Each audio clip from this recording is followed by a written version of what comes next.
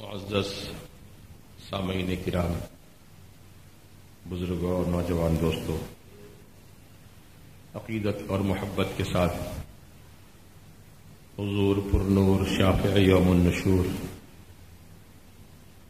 بے کسوں کے کس بے سہاروں کے سہارا، بے بسوں کے بس بے چاروں کے چارہ، انی سے بے کساں چارہ سازے درد منداں، سیاح لامکان نازش ہفت آسماں، عرب کے سورج عجم کے چاند اللہ کے پیارے، ٹوٹے ہوئے دلوں کے سہارے، آقائے نامدار مدنی تاجدار سید ابرار سرکار ابد قرار، احمد مختار محمد الرسول اللہ صلی اللہ تعالی علیہ وآلہ واصحابہ وبارک وسلم کی بارگاہ مقدسہ میں ہدیہ درود و سلام پیش کریں۔ اللہم صلی وسلم وبارک علی سیدنا وشفیعنا وحبیبنا ونبینا ومولانا محمد کما تحب وترضى بأن تصلی علیہ صلاة وسلاما علیک یا سیدی یا حبیبی یا رسول اللہ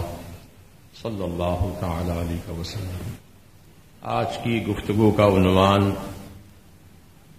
انبیاء کرام اور ان کا طریقہ تبلیغ۔ قرآن مجید جس میں مختلف انبیاء کرام مرسلین عظام کا رب العالمین نے ذکر فرمایا، اور سارے کے سارے انبیاء اور مرسلین عظام علیہم السلام نے اللہ تبارک و تعالی کے دین کو اور اس کے احکامات کو بغیر کسی کمی و زیادتی کے، من و عن، بلا چوں و چرا اللہ کے بندوں تک پہنچایا۔ یہ ذمہ داری تمام نبیوں نے بخوبی نبھائی، اور آپ کے ہمارے آقا و مولا حضور پرنور سرور کائنات صلی اللہ تعالی علیہ وسلم نے بھی بدرجہ اتم اس ذمہ داری کو مکمل فرمایا۔ ہر دور میں، ہر زمانے میں جب کبھی حق پرستوں نے حق کی آواز بلند کی تو باطل پرستوں نے حق پرستوں کے خلاف آواز بلند کی، ان کی آواز کو دبانے اور مٹانے کی بھرپور کوششیں کیں، لیکن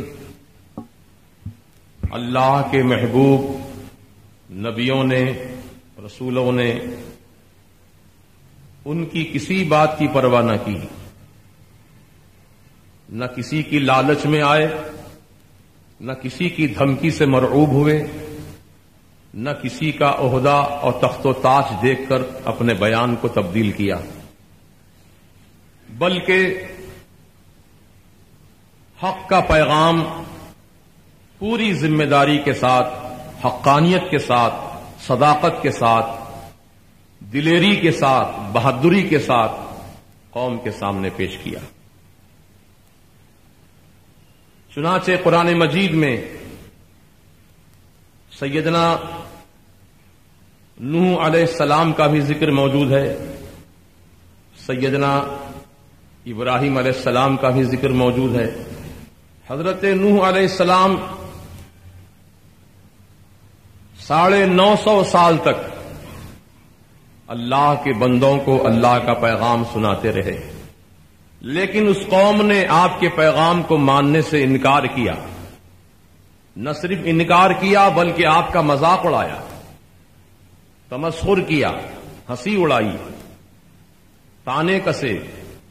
950 سال کی مدت یہ کوئی معمولی مدت نہیں ہے، بہت طویل زمانہ، بڑے صبر و سکون کے ساتھ آپ نے پیغام حق کو اللہ کے بندوں تک پہنچایا۔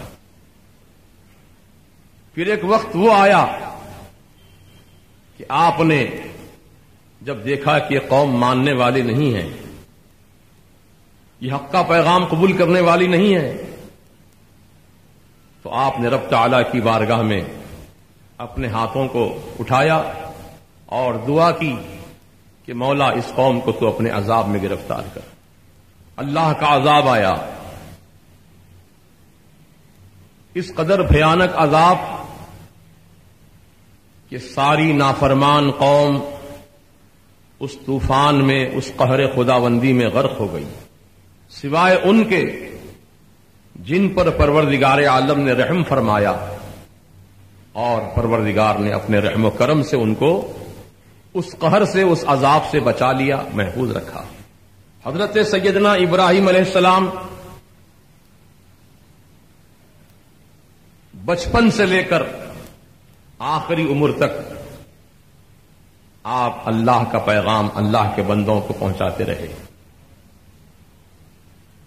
آپ کا چچا جس کا نام آزر ہے وہ بت تراش تھا. وہ بتوں کو تراش کر سیدنا ابراہیم کے حوالے کرتا، کہتا کہ جاؤ اسے بیچ کر لاؤ. اور اللہ کے خلیل ہیں کہ ان تمام بتوں کو گلے میں رسی باندھ کر، پھر اس رسی کو اپنے پیر میں باندھ کر بازار میں کھینچتے ہوئے لے جاتے تھے. حق کے متوالے ایسے ہی ہوا کرتے ہیں. زمانے کی مخالفتوں کی پرواہ نہیں کی انہوں نے، بلکہ ان کا مقام دکھایا کہ پہچان لو یہ خدا نہیں ہے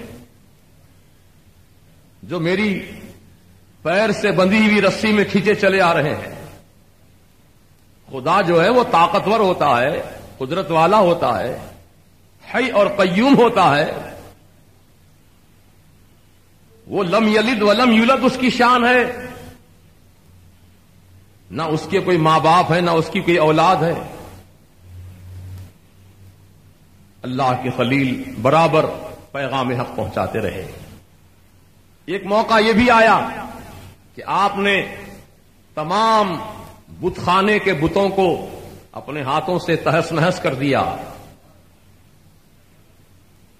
نمرود کے دربار میں آپ کو بلوایا گیا. آپ نے وہاں حجت قائم کی. کہا کہ مجھ سے کیا پوچھتا ہے کس نے توڑا تمہارے خداؤں کو، پوچھ لو تم اپنے خدا سے. تو نمرود نے کہا کہ یہ تو بات نہیں کر سکتے، دیکھ نہیں سکتے، بول نہیں سکتے، ہم ان سے کیا پوچھیں گے. تو اللہ کے خلیل نے فرمایا حیف ہے تمہاری عقلوں پر، افسوس ہے تمہاری عقل پر کہ جو نہ دیکھ سکے، نہ بول سکے، نہ حرکت کر سکے، نہ اپنے آپ کو بچا سکے، بھلا وہ بھی وہ خدا ہو سکتا ہے. اللہ کے خلیل نے جب حجت قائم کر دی اور جواب بن نہ پڑا تو اب ظالم نے اپنا ظلم دکھانا شروع کیا اور اللہ کے خلیل کے متعلق فیصلہ کر دیا گیا کہ ان کو اب دہکتی ہوئی آگ کے حوالے کر دیا جائے. اللہ کے خلیل علیہ السلام کو آگ میں ڈالا جا رہا ہے اور آپ بڑے اطمینان و سکون کے ساتھ ہیں. پیشانی پر بل نہیں ہے، نہ چہرے پر کوئی پریشانی کے آثار نمایاں ہیں. بڑا ہی مطمئن چہرہ ہے، مطمئن قلب ہے. اور آگ اتنی بھیانک کہ آسمان سے شعلے اس کے باتیں کر رہے تھے. اللہ کے خلیل کو جب آگ میں ڈال دیا گیا تو پروردگار عالم نے آگ کو حکم فرمایا قلنا یا نار کونی بردًا وسلاما علی ابراہیم. رب نے فرمایا ہم نے کہا کہ آگ تو ٹھنڈی ہو جائے ابراہیم پر، سلامتی کے ساتھ ٹھنڈی ہونا، ایسی بھی ٹھنڈی نہ ہو جائے کہ میرے ابراہیم کو سردی لگ جائے، میرے ابراہیم سلامت رہ سکے. تو نمرود کی بیٹی نے کئی دنوں کے بعد تقاضا کیا اپنے باپ سے کہ میں دیکھنا چاہتی ہوں جا کر قریب سے کیا حال ہے ابراہیم کا. وہ تو جل کے راکھ ہو گئے ہوں گے. جب نمرود کی بیٹی قریب گئی دیکھا تو سیدنا ابراہیم علیہ السلام ایک تخت پر آرام فرما ہے. لڑکی کو بڑی حیرت ہوئی اور اس نے کہا کہ آپ جلے نہیں آگ میں؟ تو آپ نے فرمایا بیٹی اگر تو بھی کلمہ طیبہ پڑھ لے، اللہ کی وحدانیت کو مان لے اور میری نبوت و رسالت کو تسلیم کر لے، آجا تو بھی آگ کے اندر قدم رکھ دے، آگ تجھے بھی نہیں جلائے گی۔ اللہ کے خلیل نے جب نمرود کی بیٹی سے اس طرح خطاب کیا تو اس کی دل کی دنیا بدل گئی اور اس نے ایمان لانے کا اقرار کیا، لا الہ الا اللہ ابراہیم خلیل اللہ کا کلمہ پڑھا اور بسم اللہ پڑھ کر آگ میں قدم رکھ دیا۔ قسم خدا کی وہ لڑکی بھی آگ میں جلنے سے محفوظ ہے۔ اسی لیے ڈاکٹر اقبال نے بڑی اچھی بات کہی، آج بھی ہو جو ابراہیم سا ایمان پیدا، آج بھی ہو جو ابراہیم سا ایمان پیدا، آگ کر سکتی ہے انداز گلستاں پیدا۔ لیکن آج ہم مصلحتوں کا شکار ہیں، آج ہم منہ دیکھی بات کرنے کے عادی ہو گئے ہیں، اپنی انانیت میں ہم اتنے ڈوب گئے ہیں کہ دین کو خدا حافظ کہا جا رہا ہے، مسلک کو خدا حافظ کہا جا رہا ہے، دین کا مذاق اڑایا جا رہا ہے، مسلک کا نعرہ لگانے والوں کو تانا دیا جا رہا ہے، اور دعویٰ پھر سنیت کا، دعویٰ پھر اہل سنت و جماعت کے مبلغ اور اس کے ناشر ہونے کا۔ میں پوچھنا چاہتا ہوں، یہ مصلحتوں کا شکار کب سے تم بن گئے؟ مصلحتوں کا شکار کب سے بن گئے؟ یاد رکھو، اسلام اور دین میں مصلحت جائز نہیں ہے۔ مصلحت اگر اسلام میں جائز ہوتی تو خدا کی قسم سیدنا ابراہیم علیہ السلام کو نہ آگ میں جانا پڑتا، نہ سیدنا امام حسین رضی اللہ تعالیٰ عنہ کو کربلا کی دھرتی پر قربانی کا جام پینا ہوتا۔ اگر مصلحت سے کام لیتے آپ تو یہ واقعہ ہی نہیں ہوتا۔ تو معلوم ہوا کہ ہمارے اسلاف نے، ہمارے اکابرین نے، ہمارے تمام انبیاء اور مرسلین نے اور ان کے تمام سچے پیروکاروں نے اپنے عمل سے ثابت کر دکھایا کہ ہمارا ایمان اللہ اور اللہ کے رسول پر ہے، ہمارا ایمان اللہ کے حکم پر ہے، ہمارا ایمان اللہ کے حکم پر ہے۔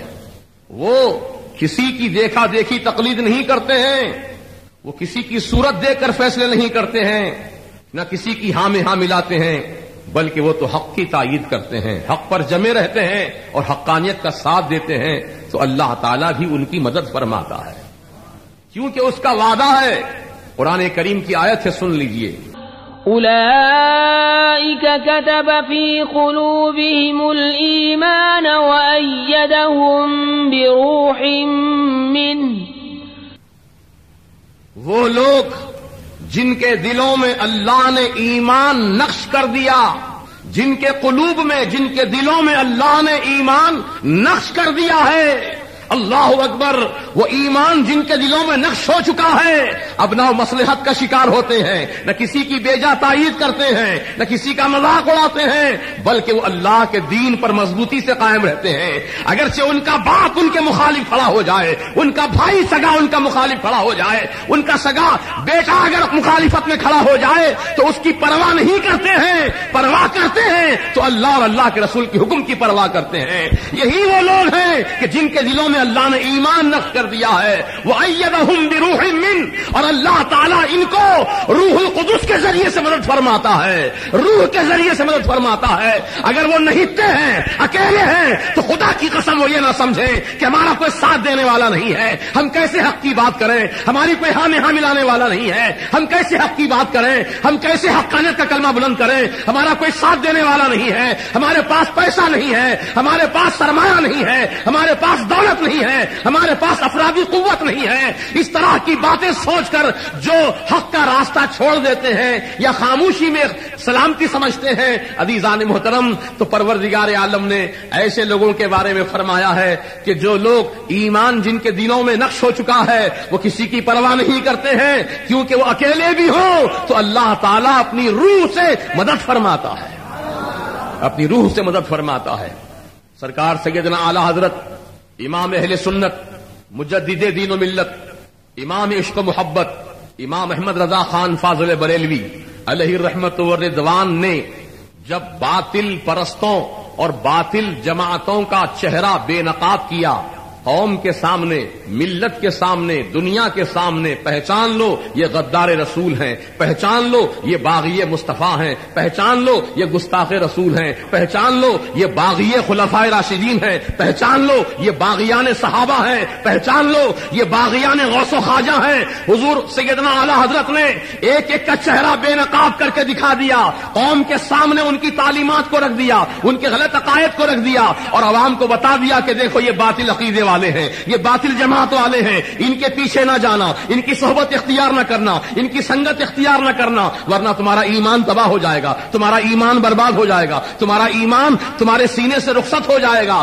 اعلی حضرت امام اہل سنت نے جب اس طرح کا آواز بلند کیا، اس طرح کا نعرہ بلند کیا تو باطل جماعت والے بھڑک اٹھے اور انہوں نے اعلی حضرت کو دھمکیاں دینی شروع کی اور کہا کہ احمد رضا ہمارے پاس حکومت وقت کی تائید ہمارے ساتھ ہے، ہمارے پاس روپیہ پیسہ ہے، ہمارے پاس ریال بھی ہے، ہمارے پاس ڈالر بھی ہے، ہمارے پاس دولت بھی ہے، ہمارے پاس افرادی قوت بھی ہے، ہمارے پاس جماعتی تعداد بھی ہے، تمہارے پاس کیا ہے احمد رضا؟ ٹوٹی ہوئی بریلی کی چٹائی پہ بیٹھ کر تم قلم چلاتے ہو اور تمہارے پاس ہے کیا احمد رضا؟ نہ تمہارے پاس دولت ہے، نہ تمہارے پاس افرادی قوت ہے، نہ تمہارے پاس حکومت وقت کی تائید تمہارے ساتھ ہے، پھر کس بنیاد پہ تم باطل جماعتوں کو للکار رہے ہو؟ کس بنیاد پہ تم باطل جماعتوں کو پکار رہے ہو؟ اے احمد رضا اپنی خیر مناؤ ورنہ تم کو ہم برباد کر دیں گے، نیست و نابود کر دیں گے، تمہاری تمام کاوشوں کو ناکام بنا دیں گے۔ لیکن اعلی حضرت فاضل بریلوی کا ایمان دیکھو، یہی وہ لوگ ہیں جن کے دلوں میں اللہ نے ایمان نقش کر دیا ہے، کسی کی پرواہ نہیں کر رہے ہیں۔ اعلی حضرت بریلی کی سرزمین سے اپنی ٹوٹی ہوئی چٹائی پہ اٹھ کر کھڑے ہو جاتے ہیں، ہاتھ میں قلم پکڑتے ہیں، مدینے کی طرف رخ کرتے ہیں اور باطل جماعتوں کو للکار کے کہتے ہیں اے باطل پرستو، اے باطل جماعت والو، سنو تمہارے پاس دنیا کی دولت ہوگی، تمہارے پاس دنیا کی دولت ہوگی، میرے پاس عشق مصطفیٰ کی دولت ہے، میرے پاس عشق مصطفیٰ کی دولت ہے۔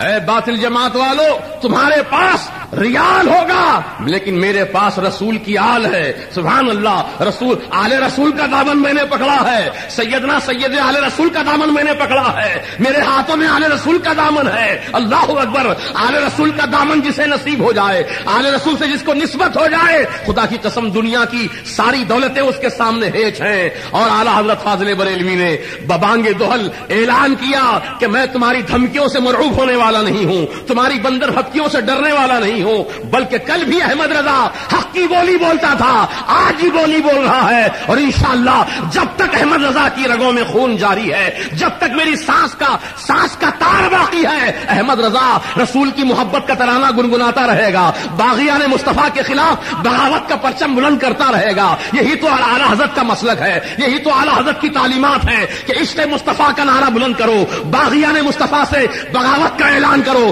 باغیان مصطفیٰ سے بے تعلق ہو جاؤ، غداران مصطفیٰ سے بے تعلق ہو جاؤ۔ ایسا نہیں ہو سکتا عشق رسول بھی تمہارے سینے میں ہو اور غداران مصطفیٰ سے محبت بھی تمہارے سینے میں ہو۔ ایسا نہیں ہو سکتا کہ رسول پاک کے چاہنے والوں کی محبت بھی تمہارے سینے میں ہو اور رسول سے دشمنی کرنے والوں کی محبت بھی تمہارے سینے میں ہو۔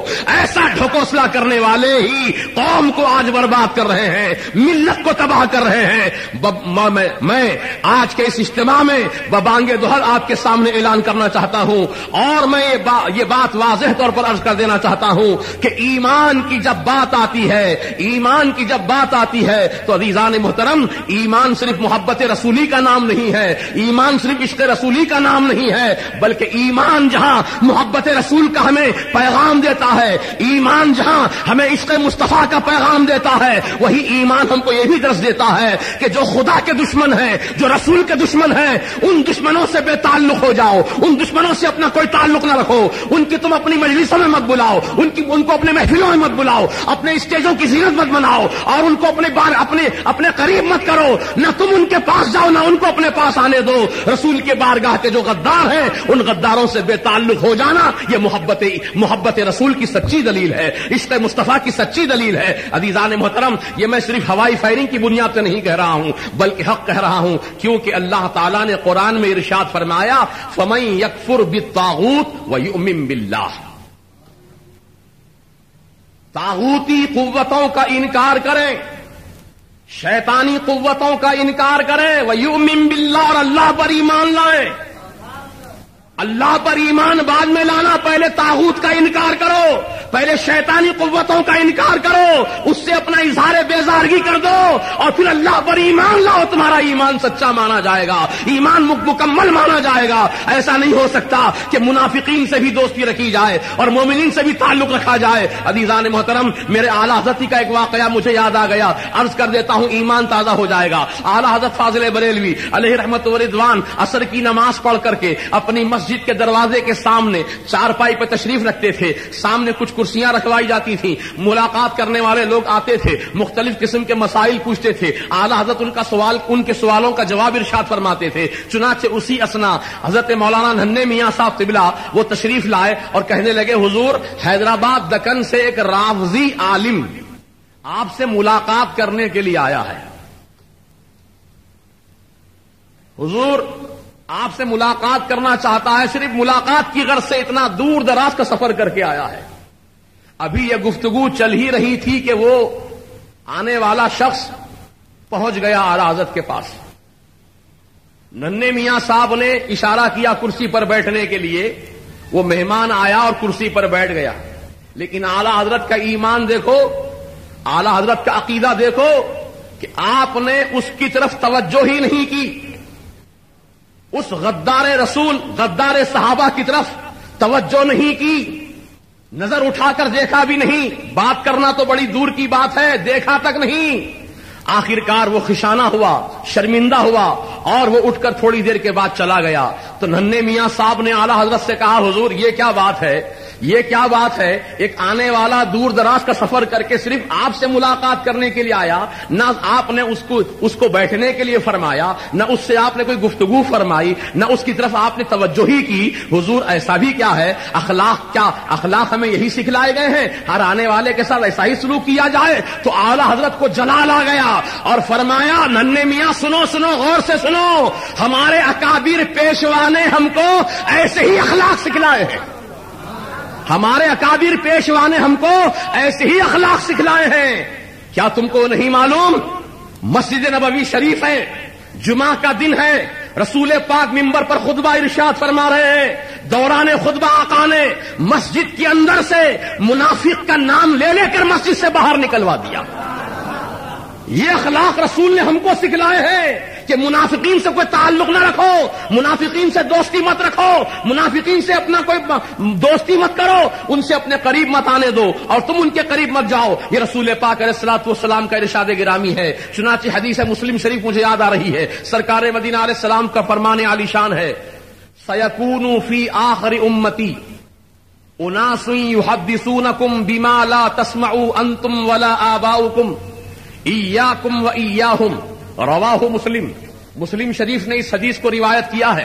فرماتے ہیں کہ میں یہ دیکھ رہا ہوں کہ عنقریب میری امت میں کچھ لوگ ایسے آئیں گے, عنقریب میری امت میں کچھ لوگ ایسے آئیں گے, یحدثونکم بما لا تسمعوا, ایسی باتیں تمہارے سامنے بیان کریں گے, ایسی حدیثیں تمہارے سامنے لا کر پیش کریں گے, بما لا تسمعوا انتم, جس کو نہ تم نے کبھی زندگی میں سنا ہوگا, ولا آباؤکم, اور نہ تمہارے آباء و اجداد نے کبھی سنا ہوگا, ایاکم و ایاہم, جب ایسے بدعقیدہ لوگ تمہارے پاس جب آئیں, حدیثیں پڑھ کے سنانے لگے, قرآن کی آیتیں پڑھ کے سنانے لگے, تو آقا نے فرمایا ایاکم و ایاہم, تم ان سے دور رہو اور ان کو اپنے سے دور رکھو, نہ ان کو اپنے پاس آنے دو نہ تم ان کے پاس جاؤ. یہ رسول پاک علیہ السلام کے اخلاق ہیں جو حضور نے اپنی امت کو سکھلائے ہیں.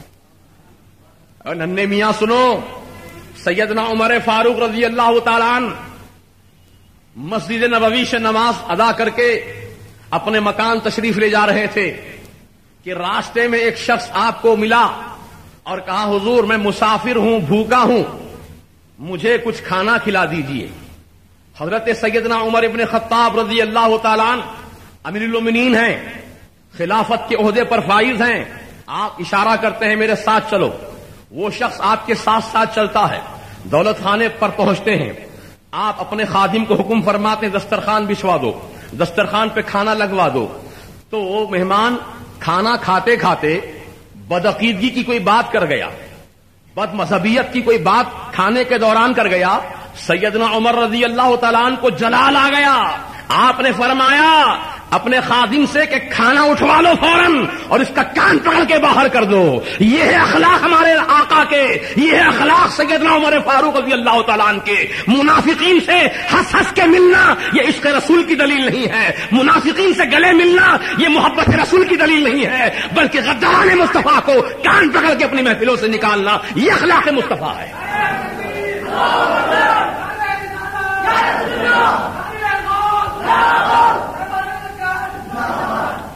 دوستو اور بزرگوں، اعلی حضرت امام اہل سنت نے جو بھی تعلیمات پیش کی ہیں، قسم خدا کی وہ تعلیمات سب کے سب قرآن اور حدیث کی روشنی میں آپ نے پیش کی ہیں۔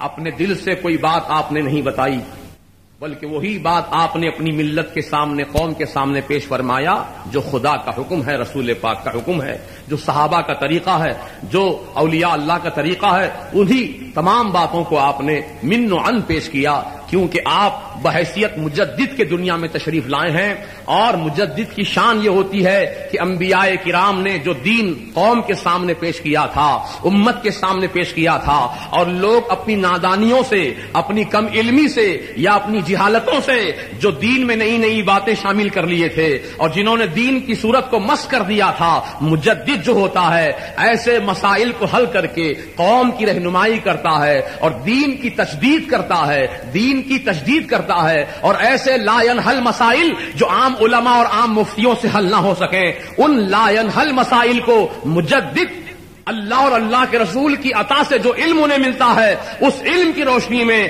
ان تمام مسائل کو وہ آسانی سے حل فرما دیتا ہے۔ چنانچہ حضور سیدنا اعلی حضرت امام اہل سنت کے متعلق ایک بات کی وضاحت کرنا چاہتا ہوں کہ گزشتہ اسی ہماری محفلوں میں کسی عالم دین نے مسلک اعلی حضرت کے نعرے پر بڑا سخت اعتراض کیا تھا، اور یہ بات ہم تک باوثوق ذرائع سے پہنچی ہے، اور نعرہ لگانے والے کو بہت ڈانٹ پلائی اور اس پر غصے کا اظہار کیا۔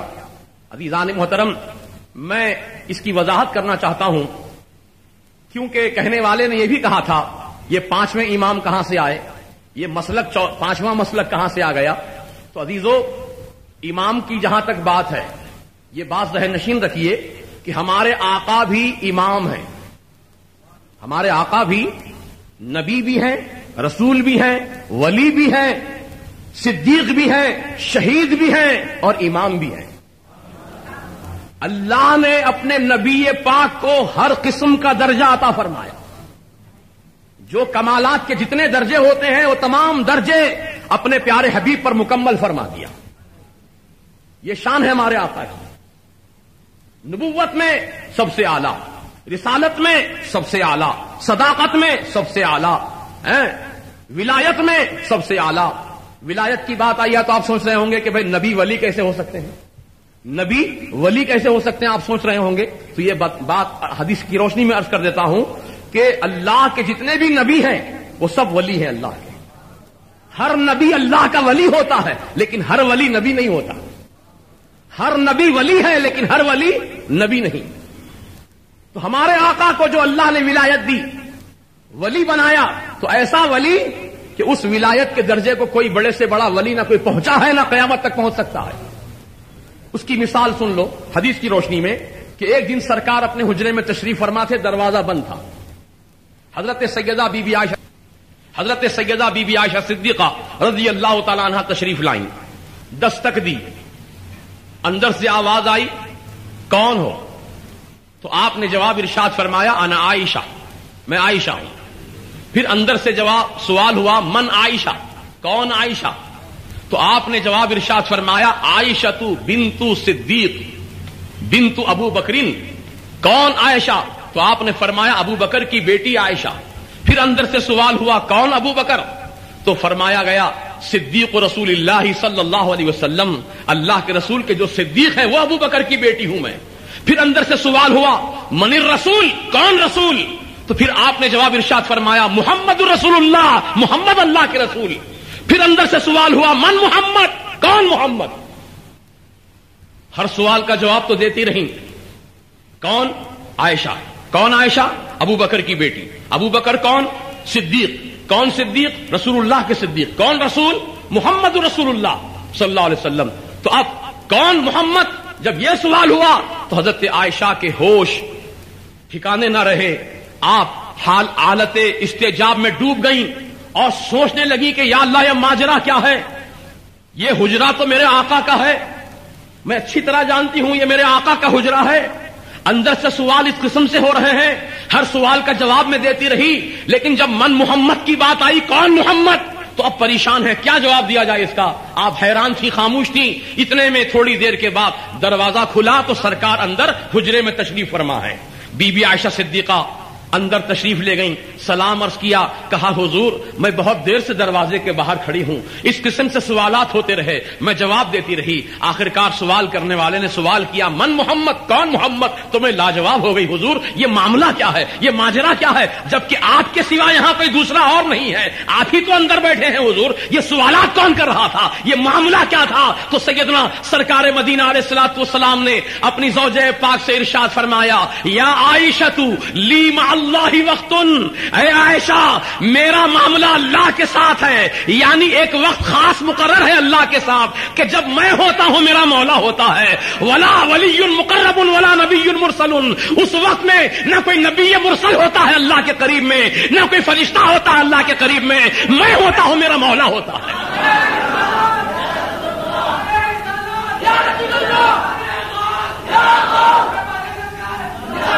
تو یہ جو ولایت ہے حضور کی، یہ ولایت خاصہ حضوری کا حصہ ہے.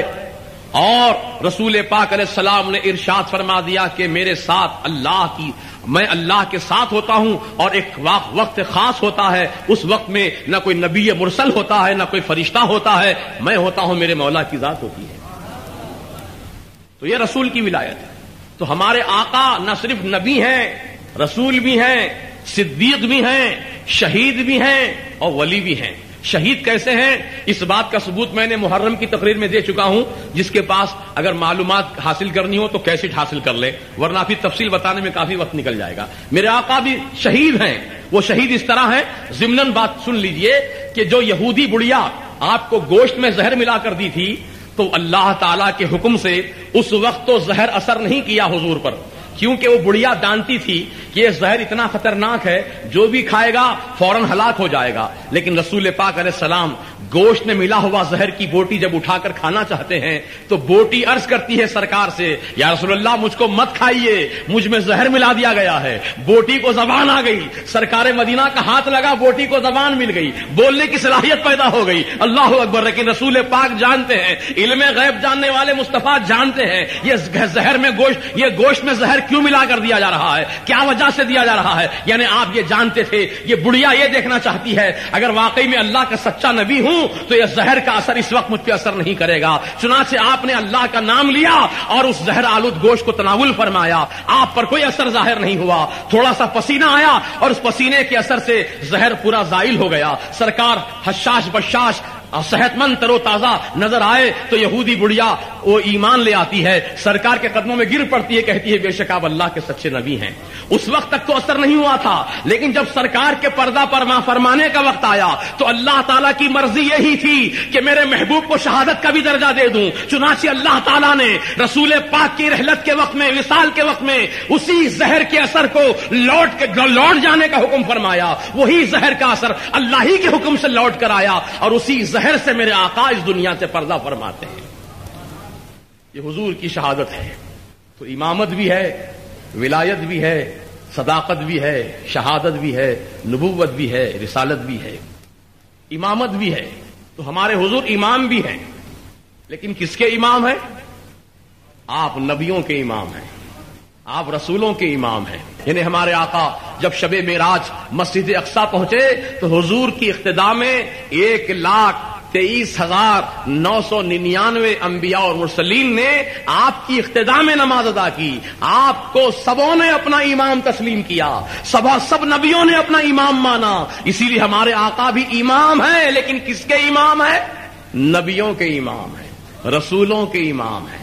سیدنا ابو بکر صدیق رضی اللہ تعالیٰ عنہ بھی امام ہیں. وہ کس کے امام ہیں؟ وہ صدیقین کے امام ہیں. سیدنا عمر فاروق رضی اللہ تعالیٰ عنہ بھی امام ہیں. کس کے امام ہیں؟ وہ عدل کرنے والے, انصاف کرنے والوں کے امام ہیں, امام العادلین ہیں. اور سیدنا عثمان غنی بھی امام ہیں, وہ سخیوں کے امام ہیں, اسی لیے آپ کو امام الاسخیاء کہا جاتا ہے. سیدنا علی مرتضیٰ بھی امام ہیں. وہ کس کے امام ہیں؟ وہ شجاعت کرنے والوں کے, بہادری کرنے والوں کے امام ہیں. وہ تمام شجاع کے امام ہیں, اسی لیے آپ کو امام الاشجعین کہا جاتا ہے. سیدنا امام حسن بھی امام ہیں, سیدنا حسین علی مقام بھی امام ہیں. وہ کس کے امام ہیں؟ وہ شہادت کے امام ہیں, وہ شہادت کے امام ہیں. غوث پاک بھی امام ہیں. وہ کس کے امام ہیں؟ تمام غوثوں کے امام ہیں, تمام ولیوں کے امام ہیں. خواجہ غریب نواز بھی امام ہیں, ہندوستان کے تمام ولیوں کے امام ہیں. تو عزیزوں, سیدنا بخاری بھی امام ہے, اسی لیے امام بخاری کہتے ہیں. امام مسلم جنہوں نے مسلم شریف کتاب لکھی ان کو بھی امام مسلم کہتے ہیں. سیدنا امام غزالی کو بھی امام کہتے ہیں. اب کہو پھر کہ یہ 5ویں امام کہاں سے آ گئے, یہ 6ویں امام کہاں سے آ گئے, یہ 7ویں امام کہاں سے آ گئے, یہ 8ویں امام کہاں سے آ گئے؟ تو معلوم ہوا امامت ایک طرح کی نہیں ہوتی ہے, امامت کئی درجوں کی ہوتی ہے, کئی اقسام کی امامت ہوتی ہے.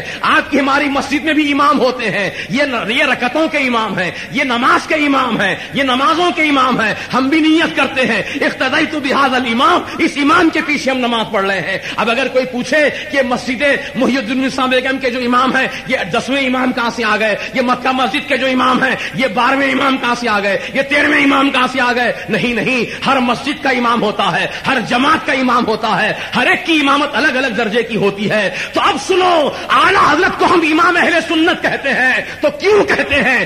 آپ کون سے امام ہیں, آپ کس کے امام ہیں؟ تو کہا اعلیٰ حضرت امام احمد رضا خان امام عشق و محبت ہیں, امام عشق و محبت ہیں, عشق و محبت کے امام ہیں, عشق و محبت کے امام ہیں. محبت کا سلیقہ آپ نے سکھایا, محبت کا درس ہم کو دیا, رسول سے کیسی محبت کی جاتی ہے, رسول سے کیسے پیار کیا جاتا ہے. چنانچہ اعلیٰ حضرت کی تعلیمات میں ہم کو یہ بھی ملتا ہے کہ جب اعلیٰ حضرت کی بارگاہ میں کوئی حاجی صاحب حج کر کے آتے, ملاقات کی غرض سے آتے, تو میرے اعلیٰ حضرت سوال فرماتے, اے حاجی صاحب بتاؤ کیا تم رسول پاک کی بارگاہ میں گئے کہ نہیں گئے, سرکار کی زیارت کی کہ نہیں کی, سرکار کا گنبد خضرا کا دیدار کیا کہ نہیں کیا, سنہری جالیوں کو اپنی آنکھوں سے دیکھا کہ نہیں دیکھا, سرکار مدینہ کی بارگاہ میں حاضری دی کہ نہیں دی. اگر آنے والا حاجی یہ کہتا کہ ہاں اعلیٰ حضرت میں تو حضور کی بارگاہ میں حاضر ہوا ہوں, جیسے ہی سنتے اعلیٰ حضرت کہ رسول پاک کی بارگاہ میں حاضری دے کر آیا ہے, تو اعلیٰ حضرت آنے والے حاجی کے قدموں کو چوم لیا کرتے تھے, قدموں کو چوم لیا کرتے تھے. یہ ہے اعلیٰ حضرت کا عشق رسول,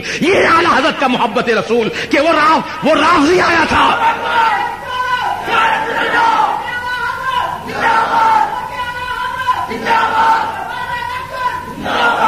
وہ رافضی بدعقیدہ آیا تھا تو اعلیٰ حضرت نے اس کی طرف منہ کر کے نہیں دیکھا. اور ایک حاجی مسلمان حج کر کے آ رہا ہے, مدینے پاک کی زیارت کر کے آ رہا ہے, اعلیٰ حضرت اس کے قدموں کو چوم رہے ہیں. یہ ہے عشق رسول میاں, یہ ہے محبت رسول کے تقاضے. ایسا نہیں ہے کہ دشمن سے بھی گلے ملو اور رسول کے چاہنے والوں سے بھی ہاتھ ملاتے رہو. نہیں, ایسا نہیں ہوگا, بلکہ ہم کو دو ٹوک انداز میں اپنی پالیسی کلیئر کرنی پڑے گی قوم کے سامنے کہ ہم کس عقیدے و مسلک کے ماننے والے ہیں.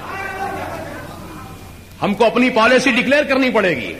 یہ بات میں اس لیے کہنا چاہتا ہوں کہ بہت سے ہمارے علماء, بنام علماء, جو ایک طرف بدعقیداؤں کی تائید کرتے ہیں, بدعقیداؤں کی حمایت کرتے ہیں اور ان کی تکفیر کے قائل نہیں, یعنی گستاخ رسول جو بھی گستاخی کیا رسول کی بارگاہ میں وہ کافر ہے. بولو کافر ہے کہ نہیں ہے؟ جب آپ مفتی نہیں ہو کر کے آپ کافر کہنے کو تیار ہے تو مفتی کو تو بدرجہ اولا کہنا چاہیے.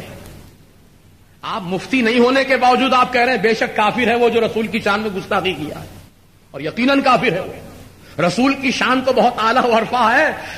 فقہ کی کتابوں میں مسئلہ لکھا ہے کہ اگر حضور کے نالین اقدس کی کسی نے توہین کی، حضور کے نالین مبارک جو حضور اپنے پاؤں شریف میں پہنتے ہیں، اگر اس نالین کی بھی کسی نے بے حرمتی کی، بے عزتی کی، تو علماء فرماتے ہیں، فقہا فرماتے ہیں کہ وہ کافر ہو چکا، وہ دین سے نکل چکا جو حضور کی نالین اطہر کی توہین کیا۔ اور علماء یہ بھی فرماتے ہیں جو حضور کی سنتوں کا مذاق اڑایا، حضور کے طریقے کو ہلکا جانا، حضور کی سنت کو ہلکا جانا اور اس کا مذاق اڑایا، اس کی تضحیق کیا، اس کی تمسخر کیا، تو علماء بالاتفاق فرماتے ہیں حضور کے طریقے کو ہلکا جاننے والا بھی کافر ہے۔ عزیزو، کفر کا فتویٰ معمولی فتویٰ نہیں ہے، بڑی اہمیت کا فتویٰ ہے۔ اعلی حضرت امام اہل سنت نے جب دشمنان رسول، گستاخان رسول کو کفر کا فتویٰ صادر کیا تو دیوبند کے دو مشہور طالب علم جو پڑھائی میں بہت آگے تھے، ذہین طالب علم تھے، وہ طالب علم بڑے غیظ و غضب میں آ گئے جب فتویٰ ان کے پاس پہنچا کہ اعلی حضرت نے مولوی اشرف علی تھانوی کو کافر لکھا ہے، کافر کہا ہے۔ کیوں؟ اس لیے کہ رسول کے علم غیب کو جانوروں جیسا کہا۔ اشرف علی تھانوی نے رسول کے علم غیب کو جانوروں سے تشبیہ دی کہ جانور کو جیسا علم ہے ویسے ہی رسول کو علم ہے۔ اب جانور میں گدھا بھی آیا، گھوڑا بھی آیا، کتا بھی آیا، سور بھی آیا، سب آ گیا نا بھائی، جانور سبھی جانور ہیں۔ اب گویا رسول کے علم کو گدھے کے برابر کہنا، رسول کے علم کو جانوروں کے برابر کہنا، یہی ہے توہین کا پہلو۔ اسی گفتگو پر، اسی تحریر پر حرمین شریفین کے آج سے 150 سال پہلے، 150 سال پہلے جو مفتیان کرام تھے، فقہ حنفی کے مفتیان، فقہ شافعی کے مفتیان، فقہ حنبلی کے مفتیان، فقہ مالکیہ کے جتنے مفتیان تھے، ان سارے مفتیوں نے بالاتفاق فتویٰ دیا من شک فی کفرہ و عذابہ فقط کفر۔ اب ایسے گستاخ رسول کے کفر میں جو شک کرے گا وہ شک کرنے والا بھی کافر ہوگا، شک کرے گا شک کرنے والا بھی کافر۔ یہ فتویٰ آج کے دور کا نہیں، 150 سال پہلے حرمین طیبین کے مفتیوں نے فتویٰ صادر کیا، اعلی حضرت نے اس فتوے کو منظر عام پہ لایا۔ تو دیوبند کے دو طالب علم بڑے غیظ و غضب میں آ گئے کہ ہمارے اتنے بڑے مولانا کو مولانا احمد رضا خان نے کافر کیسے کہہ دیا، کس بنیاد پہ کہا؟ چلو ملتے ہیں، ملاقات کرتے ہیں، جا کے پوچھتے ہیں ان سے۔ بڑے طیش میں آئے تھے، اتفاق سے اعلی حضرت نماز کی تیاری فرما رہے تھے، وضو کر رہے تھے، اور اعلی حضرت جب وضو فرماتے تو آپ کے مریدین متقدین آپ کو گھیر لیتے تھے، دیکھتے تھے وضو کرنے کا کیسا انداز ہے اعلی حضرت کا، کس انداز سے وضو فرماتے ہیں، کس انداز سے مسواک کرتے ہیں، کس انداز سے کلی فرماتے ہیں، کس انداز سے چہرہ دھوتے ہیں، کس انداز سے ہاتھ دھوتے ہیں، کس انداز سے سر کا مسح کرتے ہیں، کس انداز سے اپنے پیروں کو دھوتے ہیں۔ یہ سارے طریقے غور و فکر سے مریدین متقدین دیکھتے تھے۔ تو اعلی حضرت جس وقت وضو کر رہے تھے اسی وقت وہ دو طالب علم دیوبند کا سفر کر کے بریلی پہنچے۔ اعلی حضرت وضو کر رہے تھے تو غور سے انہوں نے بھی جا کر اس مجمع میں اعلی حضرت کے وضو کرنے کے انداز کو دیکھا، بہت دیر تک دیکھتے رہے۔ اعلی حضرت نے جب وضو مکمل کیا اور وضو کے مقام سے اٹھ کر آپ چلے مسجد کی طرف، تو یہ دونوں طالب علم جا کر کے اعلی حضرت کے قدموں کو پکڑ لیتے ہیں، قدموں کو تھام لیتے ہیں اور کہتے ہیں حضور ہم سے بہت بڑی خطا ہوگی، ہم کو معاف کر دیجئے، حضور ہم سے بہت بڑی غلطی ہوگی، ہم کو معاف کر دیجئے۔ اعلی حضرت نے فرمایا تم کون ہو؟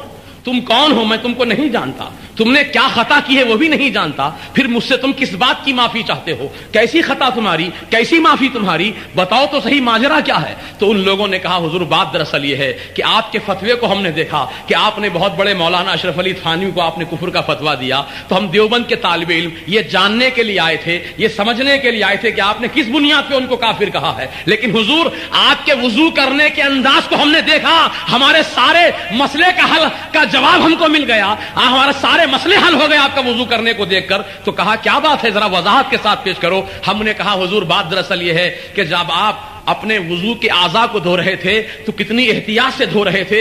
ایک ایک بال کو آپ بھگو رہے تھے, ایک ایک بال کے اوپر سے پانی بہا رہے تھے, اور حکم بھی یہی ہے کہ بالوں کی نوکیں سوکھی نہ رہیں, یہ کان کے گڑے, یہ آنکھوں کے گڑے سوکھے نہ رہیں, اور پیروں کی انگلیوں کے درمیان خلال کریں. ناخن کے اطراف مٹی اور گرد جم جاتی ہے, ناخن کے اطراف اس کو اچھی طرح اپنے ہاتھ سے رگڑ کر مٹی اور گرد کو صاف کریں تاکہ پانی پہنچ جائے. حضور ہم نے آپ کے وضو کرنے کے انداز کو دیکھا, کتنی احتیاط سے آپ وضو کر رہے ہیں, کتنی احتیاط سے آپ وضو فرماتے ہیں, تو ہم سمجھ گئے حضور کہ جو شخص, جو عالم دین وضو کرنے میں اتنی احتیاط کرتا ہے, وضو کرنے میں اتنی احتیاط برتتا ہے, وہ کسی کو کافر کہنے میں کتنی احتیاط کرتا ہوگا, کسی کو کافر کہنے میں کتنی احتیاط برتتا ہوگا. یقین آپ نے جو کہا ہے برحق کہا ہے. ہم توبہ کرتے ہیں, ہماری توبہ قبول کیجئے اور ہم کو اپنے مدرسے میں داخلہ دلوا دیجیے. تو اعلیٰ حضرت کی وہ شخصیت ہے. تو اعلیٰ حضرت امام ہے, لیکن کس کے؟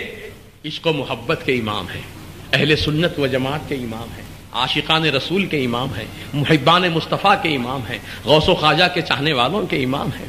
اور عزیزان محترم, یہ تو بات میں آپ سے کہنا چاہتا تھا کہ مسلک اعلیٰ حضرت ہے کیا چیز, مسلک اعلیٰ حضرت ہے کیا چیز. کچھ لوگوں نے اس کو غلط رنگ دیا ہے, کہا کہ یہ نیا مسلک ہے, یہ نیا دین ہے, یہ نئی تعلیمات ہیں. قسم خدا کی تعلیمات وہی ہیں جو ہمارے آقا نے پیش کی تھیں, تعلیمات وہی ہیں جو سیدنا صدیق اکبر نے پیش کی تھیں, تعلیمات وہی ہیں جو سیدنا فاروق اعظم نے پیش کی تھیں, تعلیمات وہی ہیں جو سیدنا عثمان غنی رضی اللہ عنہ نے پیش کی تھیں, تعلیمات وہی ہیں جو مولا علی مشکل کشا شیر خدا حیدر کرار رضی اللہ عنہ نے پیش کی تھیں, تعلیمات وہی ہیں جو حسنین کریمین نے پیش کی تھیں, تعلیمات وہی ہیں جو غوث اعظم نے پیش کی تھیں, تعلیمات وہی ہیں جو خواجہ غریب نواز نے پیش کی تھیں, تعلیمات وہی ہیں جو حضور سیدنا مخدوم اشرف جہانگیر سمنانی نے پیش کی تھیں, تعلیمات وہی ہیں جو تمام اولیاء اللہ نے پیش کی تھیں. لیکن پھر ان تعلیمات کو جب آپ نے پیش کیا تو پھر آپ کے نام سے اس مسلک کو کیوں یاد کیا جا رہا ہے؟ مسلک اعلیٰ حضرت کیوں کہا جا رہا ہے؟ مسلک ابو حنیفہ کہو, مسلک احناف کہو, مسلک اعلیٰ حضرت کیا چیز ہے؟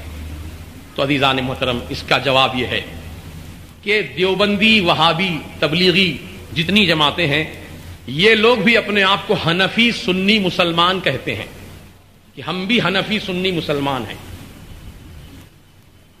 تو اب سچا حنفی سنی مسلمان میں اور ڈپلیکیٹ حنفی سنی مسلمان میں فرق قائم کرنے کے لیے کچھ نشان کی ضرورت تھی, کچھ امتیازی نشان کی ضرورت تھی. کیونکہ جب کوئی مال مارکیٹ میں زیادہ نکلتا ہے تو فوراً اس کا ڈپلیکیٹ بھی آ جاتا ہے. اب اصلی مال اور ڈپلیکیٹ مال میں فرق کرنے کے لیے جو حکومت ہوتی ہے یا کمپنی کا مالک ہوتا ہے, خاص مہر لگاتا ہے, ٹھپا لگاتا ہے تاکہ دیکھ کر پہچان لے, مونوگرام دیکھ کے پہچان لے یہ اصلی ہے, اس کو ہم خرید سکتے ہیں, اس کو لے سکتے ہیں. تو موجودہ زمانے میں جب گستاخان رسول بھی اپنے آپ کو حنفی کہنے لگے, اپنے آپ کو سنی کہنے لگے, تب ان میں اور سچے سنیوں میں فرق کرنے کے لیے مسلک اعلیٰ حضرت کا ٹھپا لگایا گیا تاکہ حق اور باطل کو پہچاننے میں آسانی ہو جائے.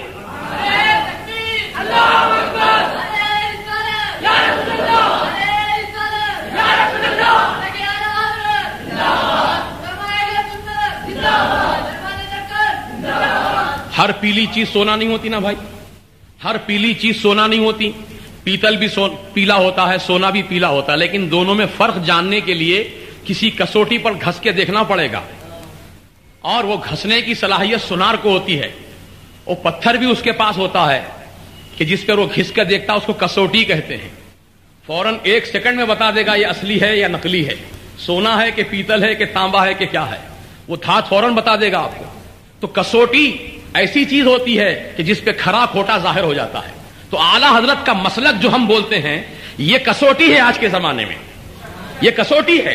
اب اگر کسی کو پرکھنا ہے کہ واقعی اصلی سنی ہے یا ڈپلیکیٹ سنی ہے, تو اب مسلک اعلیٰ حضرت کا نام لے لو, مسلک اعلیٰ حضرت کا ذکر کر دو, پھر چہرے کا جغرافیہ دیکھو, چہرے کا تاثرات دیکھو, چہرے پر خوشی کے آثار نمایاں ہوتے ہیں یا چہرے پر پشمردگی کے آثار نمایاں ہوتے ہیں. اگر چہرہ خوش ہو جائے, چہرے پر خوشی کے آثار نمایاں ہو جائے, سمجھ لو سچا مال ہے, کھرا مال ہے. اور جو اعلیٰ حضرت کا نام سننے کے بعد یا مسلک اعلیٰ حضرت کا تذکرہ کرنے کے بعد اس کے چہرے پر ہوائیاں اڑنے لگیں, چہرہ سکیڑ لے اور یہ کہے کہ مسلک کیا ہے, یہ اعلیٰ حضرت کون ہے, یہ امام کون ہے, اگر ایسی بات کہہ دے تو سمجھ لو دال میں کالا ہے, مال کھوٹا ہے, یہ اصلی نہیں ہو سکتا. عزیزان محترم, دال میں کالا ہے، کھوٹا مال ہو سکتا ہے، اصلی نہیں ہو سکتا ہے. لہذا یہ پہچان ہے. آج کے دور میں آپ کو جاننے پہچاننے کے لیے ایک عالم دین فرماتے ہیں، جب وہ کسی دیہات میں پہنچے تو لوگوں نے کہا حضور ہم لوگ تو گنوار ہیں، ہم لوگ ان پڑھ ہیں، ہمارے پاس اتنا علم نہیں ہے کہ ہم جانچ پڑتال کریں کہ کون سچا ہے، کون جھوٹا ہے، کون صحیح ہے، کون غلط ہے، کون خوش عقیدہ ہے، کون بد عقیدہ ہے. ہمارے پاس اتنی صلاحیت نہیں ہے. ہم ایسی کوئی موٹی بات ہم کو سکھا دیجئے کہ بس ہم اس کو ذریعے سے اچھے اور برے کو پہچاننے کے ہم لائق ہو جائیں.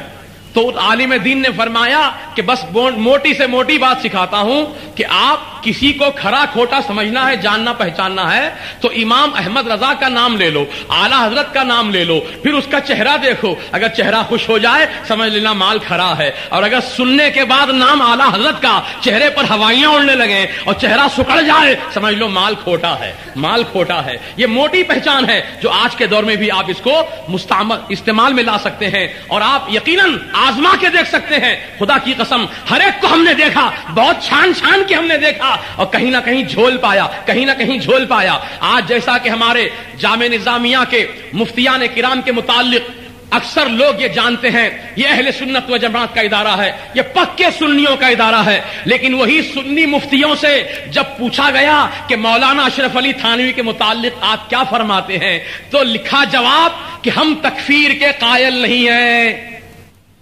ہم نہیں کہتے اشرف علی تھانوی کو کافر. یہ فتویٰ دے دیا انہوں نے، اس کا ثبوت میرے پاس موجود ہے. جو بھی صاحب دیکھنا چاہتے ہیں میرے مکان پہ تشریف لائیں، میں انشاءاللہ ثبوت دکھا سکتا ہوں. اب تک ہم یہ سمجھ رہے تھے کہ کھڑے ہیں، لیکن جب اعلیٰ حضرت کا نام لیا تو کھرا کھوٹا سب سامنے آ گیا. اصلی نقلی مال میں پہچان ہونے لگی عوام کو. اب عوام سمجھنے لگی ہے کہ کھرا کیا ہے، کھوٹا کیا ہے، سچا کون ہے، جھوٹا کون ہے. عزیزان محترم، کیونکہ مجیب علی رضوی کی ہمیشہ سے فطرت رہی ہے، الحمدللہ یہ میری تینت رہی ہے، یہ میرا ایمانی وجدان رہا ہے کہ میں کسی بات کے کہنے میں مروت نہیں کرتا، بلکہ جو بات حق ہوتی ہے ڈنکے کی چوٹ کہتا ہوں اور علل اعلان کہتا ہوں، اور پھر یہ بھی کہتا ہوں کہ ہم کان میں کہنے کے عادی نہیں ہے، ہم میدان میں کہنے کے عادی ہیں.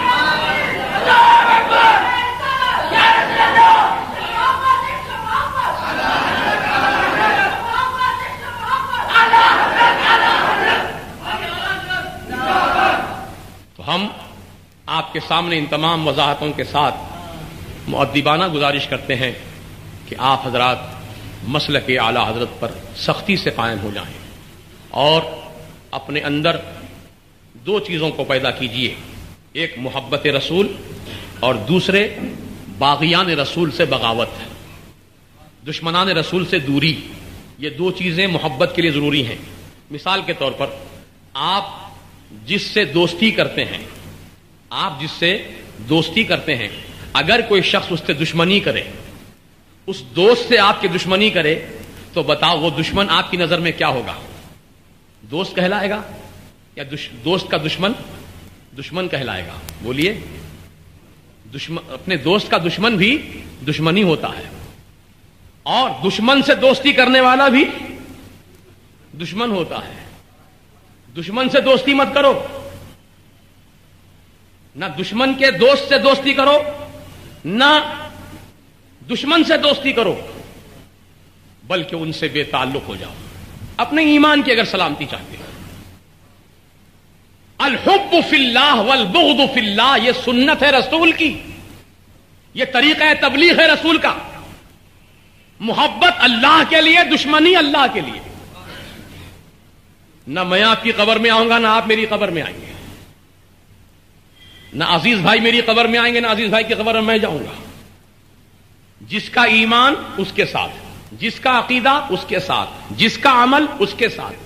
لہذا انبیاء کرام نے جو حقانیت کی تعلیم پیش کی اور حق کہنے میں برملا انہوں نے اس کا اظہار کیا، کسی سے مرعوب نہیں ہوئے، کسی سے ڈرے نہیں، کسی سے متاثر نہیں ہوئے، بلکہ انہوں نے اللہ کا دین من و عن پہنچایا.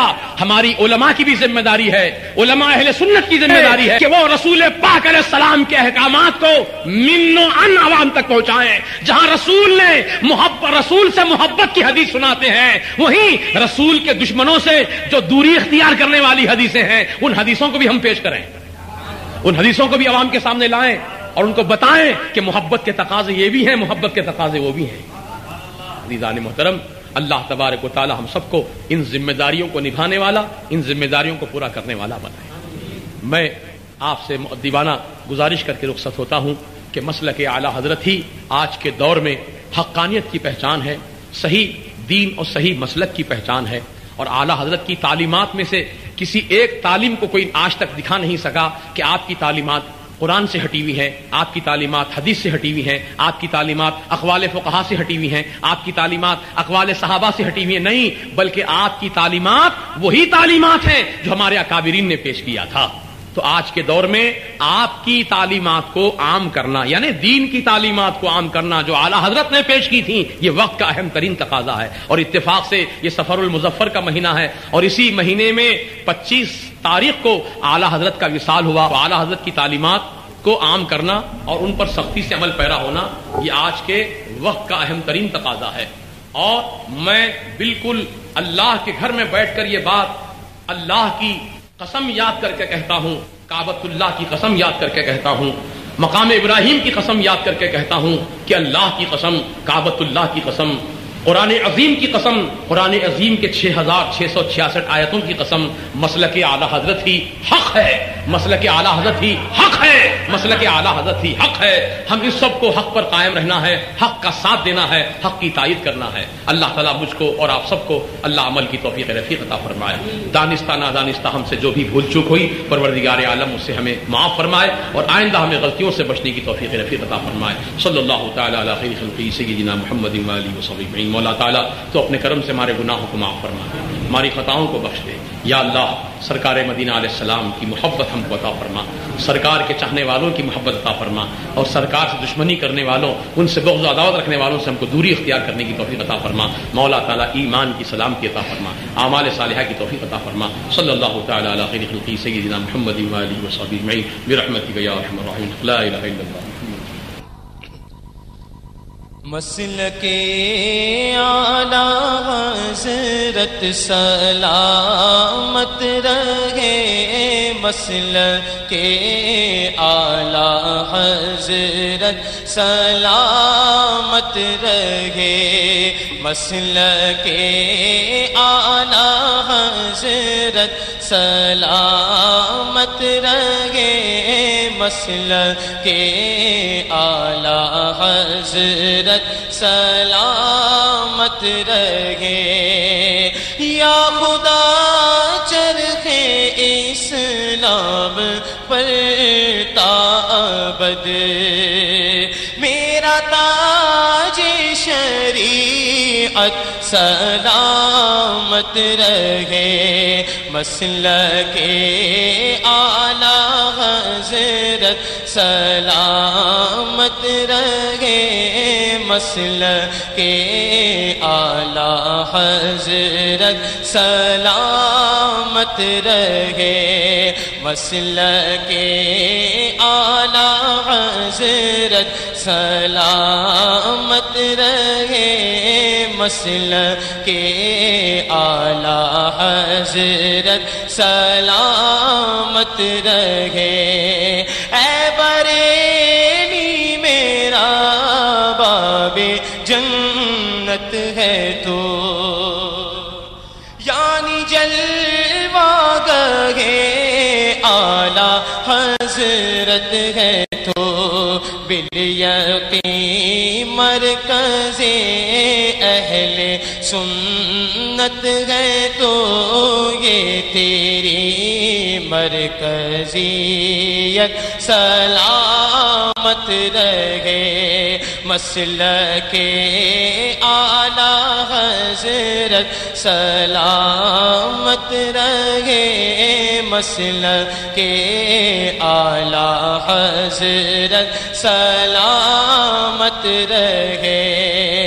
اے رضا ہم پہ تیرا یہ احسان ہے کہ بنا سنیت کی تو پہچان ہے، تیرے دامن سے نسبت میری شان ہے، تیرے دامن سے نسبت میری شان ہے، نسبت اعلیٰ حضرت سلامت رہے، مسلک اعلیٰ حضرت سلامت رہے، مسلک اعلیٰ حضرت سلامت رہے۔ روز محشر اگر مجھ سے پوچھے خدا کہ بول آنے رسول تو لایا ہے کیا، تو عرض کر دوں گا لایا ہو احمد رضا، عرض کر دوں گا لایا ہو احمد رضا۔ یا خدا یہ امانت سلامت رہے، مسلک اعلیٰ حضرت سلامت رہے، مسلک اعلیٰ حضرت سلامت رہے۔